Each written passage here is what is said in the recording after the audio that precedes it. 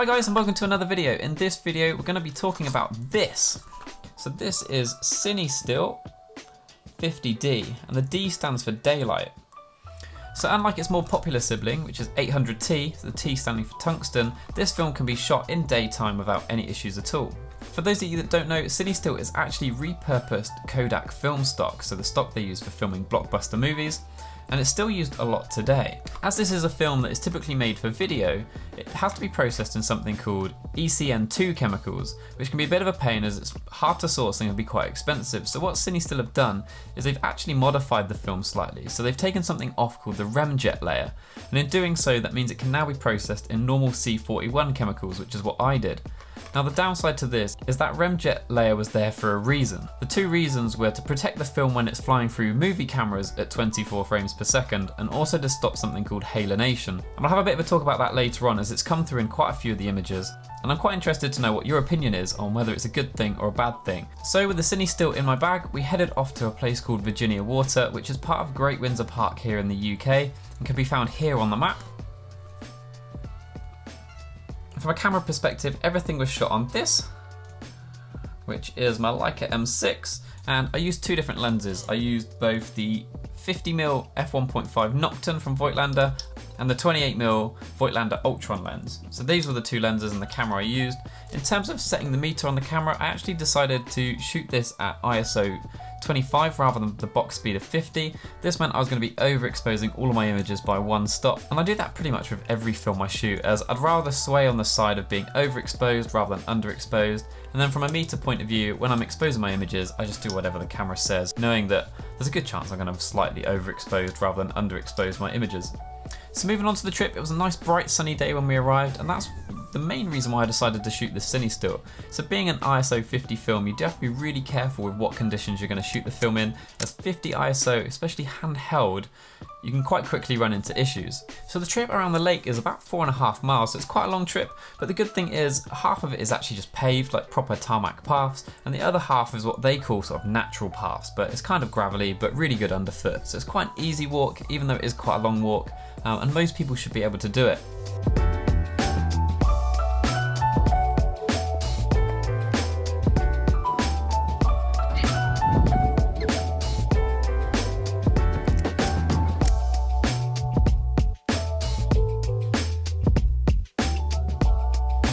We ended up having the most incredible light on this trip, so it was a nice clear day and the sun was quite low in the sky, and it made everything look nice and orange, especially with the sort of autumn colours that we've still got a little bit of here in the UK. I was actually slightly worried about the fact that I was shooting the Cinestill 50D that I don't really know much about. There was a couple of times where I was thinking to myself, I kind of wish I'd just put the Kodak Portra in the camera, as I knew that that would have captured it exactly how I wanted. But undeterred, we carried on and I carried on shooting.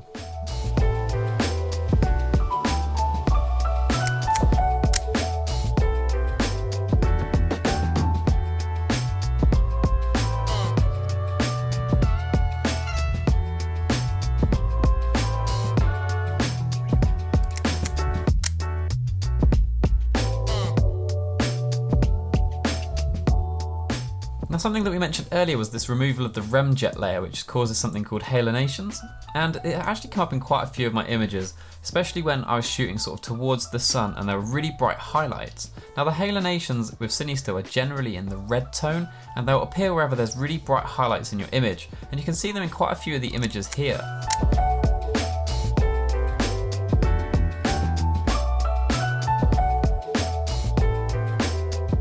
Now I'd be interested to know what you guys' thoughts are on this, and let me know in the comments whether you think this is a good thing or a bad thing. Personally, I actually quite like it, and it kind of adds a little bit of fun to the film, but I can definitely see from like a professional point of view, if you were shooting for a client or a company, you probably wouldn't want to use it, as it does add a bit of an odd effect. It might look like a bit of an error rather than something that you've added on purpose. Once you get halfway around the lake, there is a nice little place where you can stop for a food and drink. So we stopped and had a really nice hot dog and a coffee, and this was much needed at this point. We'd been out shooting now for about an hour and a half, 2 hours, and halfway around the lake you've walked a good 2 miles, so it's almost rude not to treat yourself to something. And the food here was really nice. We had good hot dogs and a coffee and sat down and enjoyed that.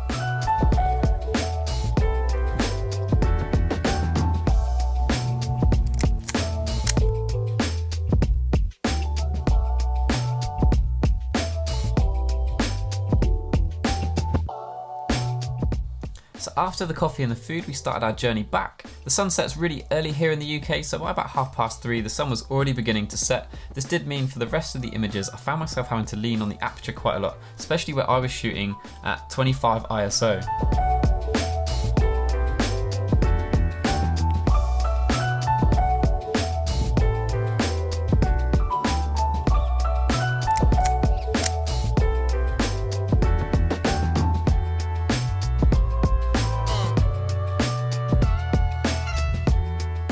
By 4 o'clock, I was really starting to struggle for light, and even shooting at f1.5, some of the images that I was trying to compose, I just honestly couldn't shoot at shutter speeds where I'd be able to actually handhold the camera. But thankfully, at this point, I didn't have that many shots left, so we just fired off the last few shots.